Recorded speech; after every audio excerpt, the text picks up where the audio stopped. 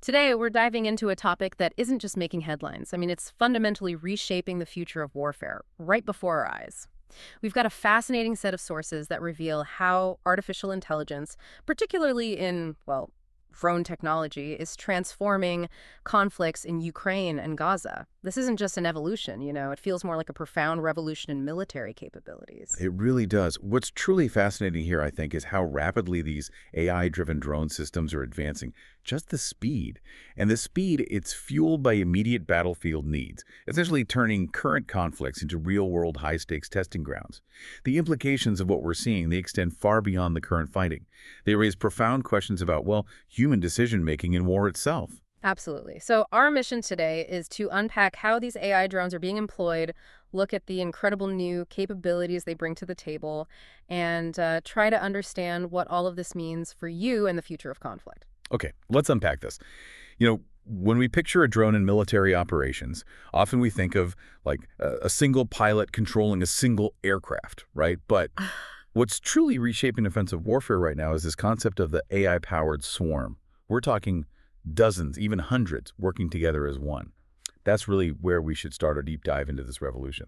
Definitely. Ukraine has, well, truly revolutionized military thinking by demonstrating how these drone swarms can overwhelm even quite sophisticated air defense systems. By coordinating dozens, sometimes hundreds of drones simultaneously, Ukrainian forces can effectively saturate enemy radar and air defenses. The critical insight here is redundancy. Even if some drones get destroyed, others will almost certainly penetrate enemy lines and keep going with the mission. Managing that many units simultaneously, it just sounds incredibly complex, especially with real-time adjustments needed. What's the fundamental technological breakthrough that's making it possible? Well, it's all built on distributed AI algorithms. That's the key. This means there's no single master brain that if you take it out, cripples the whole swarm.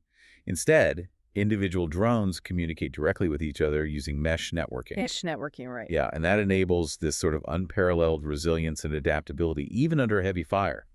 The AI algorithms, they calculate optimal spacing and timing in real time to maximize defensive saturation.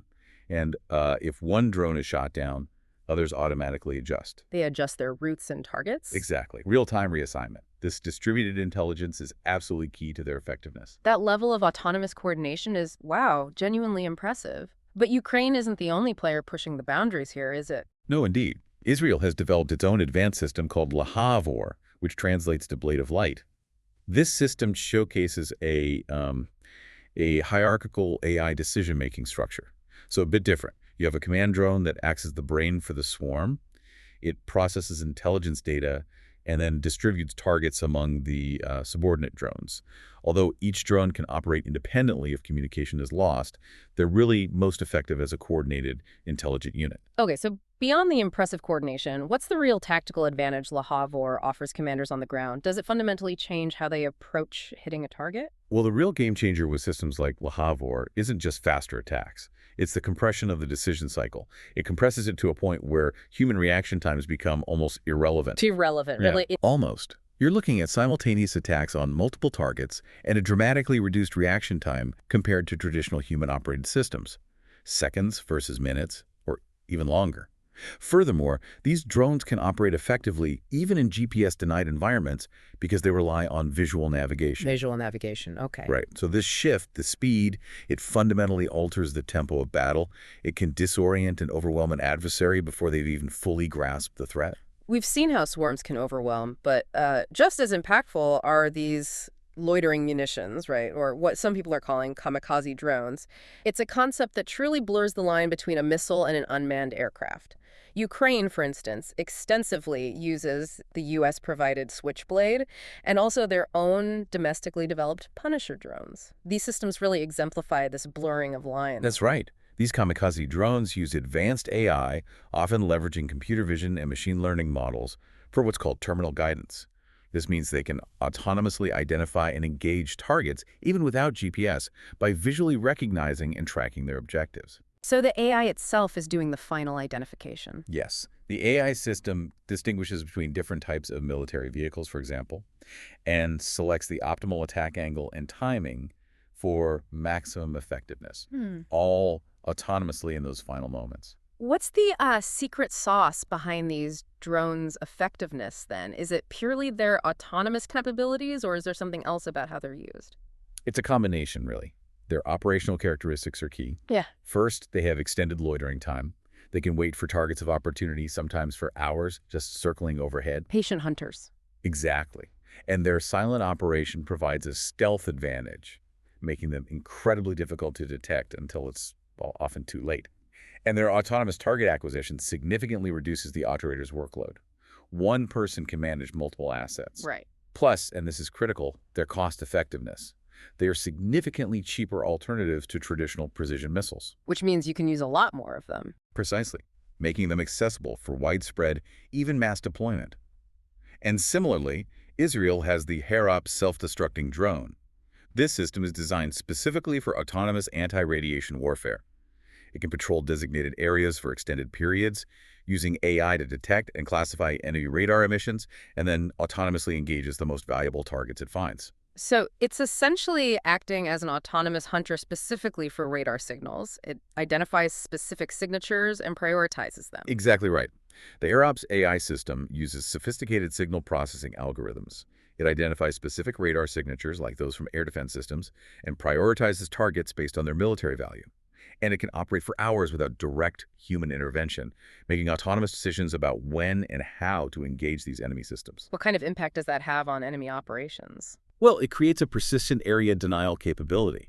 The enemy knows these things might be out there, and it even creates a significant fear factor. You have to constantly worry about defending against this invisible, tireless predator. It disrupts their operational tempo and their decision-making. Okay, so beyond just hitting targets, AI is clearly making warfare profoundly smarter, especially, it seems, in crowded urban environments where distinguishing combatants from civilians is just paramount.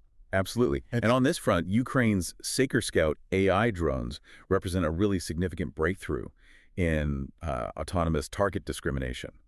These drones use advanced computer vision and machine learning algorithms specifically to try and distinguish between combatants and civilians. That's a critical capability in these complex, often chaotic urban warfare environments we see today. How does it actually achieve that? That precise level of distinction when identifying targets must be incredibly hard. It is. It employs deep learning neural networks trained on thousands upon thousands of hours of battlefield footage. This allows it to recognize military equipment, uniforms, weapons, and importantly, behavioral patterns that help distinguish soldiers from civilians. Behavioral patterns, too. Yes, the AI analyzes multiple factors simultaneously: clothing, movement patterns, equipment carried, and crucial contextual clues from the surrounding environment. This real-time image processing, combined with behavioral analysis identifying threatening versus non-threatening individuals and integration with intelligence databases, is what makes it so powerful. But what's absolutely critical here is that it incorporates fail-safe mechanisms. It requires human confirmation for ambiguous targets. This seems vital. It is. But it still raises that important question. Yeah. How do you actually train an AI for ethical decisions in such complex, morally charged scenarios? That's a fundamental challenge we're only just beginning to grapple with. And Israel has deployed similar advanced computer vision systems in its drone operations in Gaza, also specifically designed for dense urban environments where minimizing civilian casualties is a major, major concern.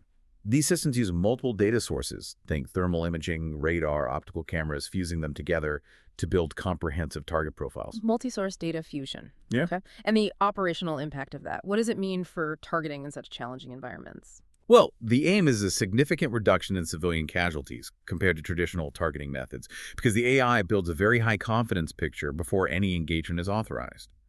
This allows for much faster target acquisition and verification processes. It enhances the ability to operate effectively in complex urban settings and dramatically improves intelligence gathering through automated surveillance. It's really about creating an incredibly precise, multi-layered understanding of the battle space in near real time. Right. And beyond target recognition, AI is also revolutionizing battlefield intelligence and rapid targeting. You mentioned compressing timelines that used to take hours into mere minutes. Yes, Ukraine's Delta system is a revolutionary approach here. It uses AI-powered drones to create detailed, real-time, three-dimensional maps of combat zones. This provides commanders with, well, unprecedented situational awareness. How does it manage that 3D mapping so quickly and accurately? The system employs photogrammetry and LiDAR technology, combined with advanced AI processing to rapidly generate these accurate battlefield maps. The AI can identify changes in terrain, spot new defensive positions, track troop movements, constantly updating the battlefield picture in near real time. And crucially, it integrates directly with targeting systems for rapid engagement. It closes that gap between seeing something and acting on it. Then there's Israel's Fireweaver AI targeting system. You mentioned it pushes this even further. Compressing the kill chain, that whole process from finding a target to hitting it from hours down to minutes, that speed is just staggering. It really is. This system processes drone-gathered intelligence, identifies and prioritizes targets using pattern recognition algorithms, and then coordinates strikes with minimal human intervention. It can even coordinate multiple platforms simultaneously, drones, artillery, aircraft, optimizing engagement sequences for maximum effectiveness. So the benefits are Dramatically reduced time from target identification to engagement, coordinated multi-platform attacks, automated battle damage assessment after the strike, and, importantly, a significantly reduced cognitive load on the human operators. They're managing, not micromanaging. okay, it's clear AI is transforming offensive capabilities, but it's not just about attacking, is it? AI is equally revolutionizing defense and even deception on the battlefield. Absolutely, that's a crucial point. Ukraine, for example, has developed sophisticated machine learning algorithms to detect and neutralize Russian drone threats. These systems analyze acoustic signatures, the sounds the drone makes, radar patterns, and visual characteristics to identify hostile drones and deploy the right countermeasures. So they're not just identifying, they're actually learning to adapt their defenses against the incoming drones. Precisely. These AI systems can predict drone flight paths based on initial detection data. That allows Ukrainian forces to position interceptors or jamming equipment optimally. And crucially, their machine learning algorithms continuously improve their detection capabilities. They analyze new drone types, new attack patterns, always adapting and refining their responses to evolving threats. This continuous learning is a major defensive advantage. And on the defensive side, Israel has integrated AI into its famous Iron Dome missile defense system. This is specifically to address the growing threat of enemy drones, which behave differently from rockets. The AI enhancement allows the system to distinguish between, say, traditional rockets and these smaller, slower drone threats, optimizing interception strategies for each type. So it's not a one-size-fits-all response anymore. It actually selects the best method, like maybe electronic warfare for a drone versus a kinetic interceptor missile for a rocket. What's the impact of that optimized selection? Exactly that. The AI processes trajectory data, speed profiles, maneuvering patterns to determine the most effective interception method. For drones, this might involve electronic warfare, a sort of soft kill measure, rather than firing an expensive interceptor, whereas traditional rockets still require that direct missile engagement. This leads to improved threat classification, optimized interceptor selection, which saves resources, reduced false alarm rates, and ultimately a more cost-effective defense. You're not wasting expensive interceptors on targets that can just be jammed. That makes a lot of sense. And AI is also playing a significant role now in electronic warfare, or EW, and deception, confusing the enemy, disrupting their operations. You mentioned Ukraine has developed AI-powered GPS spoofing systems deployed on drones. How does that work? Right, this is a really sophisticated form of electronic warfare. The AI system can generate false GPS signals. They look authentic to enemy systems, but they gradually lead them off course. It can cause disorientation, maybe even drive them into pre-planned ambushes or away from their targets. Yep. It requires real-time adaptation to enemy countermeasures. Coordinated spoofing across multiple frequency bands, and adaptive algorithms that respond if the enemy tries to jam the spoofing. It's like planting a false flag in the digital space. Yeah. You're not just distorting reality for the enemy system, you're actively fabricating it. And Israel has its own AI-controlled jamming systems, too. How do those operate on the battlefield? Yes, these systems can automatically detect and disrupt enemy drone communications. They use machine learning to identify the specific communication protocols being used. Then they deploy targeted jamming that minimizes interference with friendly communications. The AI analyzes signal characteristics, communication patterns, identifies enemy drone control frequencies, and data links. And then jams just those. Precisely. It deploys precise jamming to disrupt enemy operations while trying to maintain friendly communications integrity. It's surgical electronic warfare, not just broadcasting noise or static everywhere. What's really remarkable thinking about all this is that AI drones aren't just tools for major powers with enormous defense budgets anymore. They seem to be leveling the playing field for smaller forces, creating asymmetric advantages. That's a very important aspect. Ukraine's R-18 drone really demonstrates this concept of asymmetric advantage perfectly. These smaller, cheaper AI-powered systems can provide significant combat capability against much larger, much more expensive military platforms. The critical insight here is the democratization of advanced military capabilities. So it's about making advanced technology accessible and affordable, fundamentally changing the cost-benefit analysis of modern warfare. Absolutely. The R-18, for example, uses commercial-grade AI processing adapted for military use. It proves that advanced capabilities don't always require massive defense budgets anymore. It's autonomous, it's low cost, which allows for mass production, it's difficult to defend against because of its size and low cost, and its potential swarm capabilities multiply its effectiveness. This truly gives an asymmetric edge to smaller forces or maybe even non-state actors facing a more technologically advanced adversary. And Israel, too, has used AI-enabled drones for precision-targeted killings of specific individuals, like Hamas commanders. These operations demand exceptional accuracy to try and avoid civilian casualties, especially in dense urban environments. So the AI systems are using advanced capabilities like potentially facial recognition, behavioral analysis, pattern of life assessment, all to track specific targets, even in crowds, with the goal of minimizing collateral damage. That's an incredible level of precision being aimed for. Yes, that's the capability being developed and deployed. It involves individual target identification and tracking using behavioral pattern analysis to predict movement and find optimal engagement timing, and integration with multiple intelligence databases for verification. The focus is absolutely on achieving extremely high confidence in target identification and predicting behavior to ensure minimal collateral damage. Yeah. It's a critical ethical and operational consideration in urban warfare. With all this incredible capability, all this precision, we have to ask the big question: what does this all mean for accountability? For human control in warfare? This is where the really profound questions truly begin, isn't it? It really is. Yeah. This raises one of those important questions of our time. Who bears responsibility when an AI system makes a life-and-death decision, especially if it makes a mistake?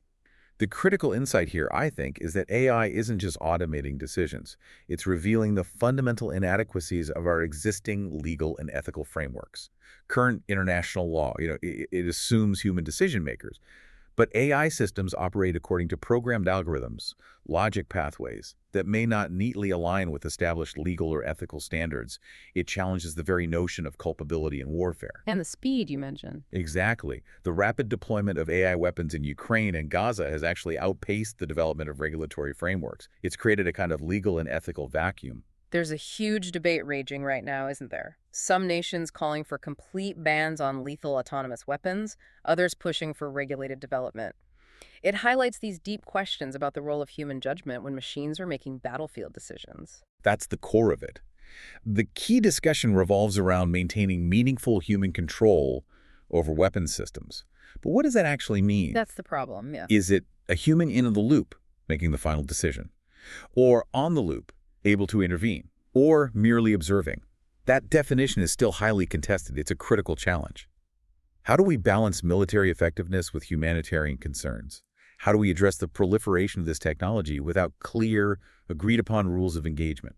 And looking even further ahead, we're starting to hear about concepts like the Dark Eagle in the U.S., potentially fully autonomous systems conducting complex military operations without any direct human intervention. Yes, these theoretical systems would use advanced AI reasoning for strategic and tactical decisions, maybe even planning and executing entire military campaigns. This reflects a potential fundamental shift towards machine-dominated warfare. Capabilities like fully autonomous mission planning, execution, maybe even self-repairing systems on the battlefield. The implication is that the speed of war could accelerate beyond human cognitive ability to effectively intervene or even comprehend in real time. Frightening thought. And globally, how are the major powers, like China and the U.S., responding to what they're witnessing in Ukraine and Gaza? Well, they are studying Ukraine and Israel's innovations very, very closely. They're adapting lessons learned for their own military AI development programs. Both nations are investing heavily in autonomous weapon systems and AI-powered military technologies. It's accelerating a global arms race in this domain. The perceived success in current conflicts is definitely driving this race and could fundamentally change the global balance of power. It creates potential for new forms of escalation, impacting deterrence and strategic stability worldwide. So, as we've seen throughout this deep dive, the integration of AI into drone warfare by Ukraine and Israel, it really isn't just an improvement, it's a genuine paradigm shift. It's fundamentally changing how wars are fought and potentially won. It absolutely is. It's creating incredible new capabilities, while at the same time raising these profound ethical and legal questions that we as a society are still really just beginning to grapple with. The speed of deployment in these conflicts has truly outpaced our collective ability to define the rules of engagement for what looks like a new era of warfare. Yeah, the lessons learned from these conflicts, they will truly shape military doctrine and international law for decades to come. They're forcing us to redefine accountability and human control even mean in a world of increasingly autonomous systems. And if we connect this to the bigger picture, the proliferation of AI weapons technology also creates significant new risks, potentially lower thresholds for starting conflict, new unpredictable forms of escalation, and, perhaps most concerning, the risk of operations potentially spiraling beyond human control in ways we can't yet fully predict. It really makes you think, doesn't it, about how we as an international community find that balance, the balance between legitimate military applications of AI and the absolute imperative to maintain human agency in life and death decisions. The future of warfare might not just be determined by the technology itself, but by how effectively nations can integrate these systems while somehow preserving human values and international stability. So, what stands out most to you from this deep dive into AI on the battlefield? We certainly hope this discussion has given you a shortcut to being truly well informed on this critical and rapidly evolving topic. Until next time.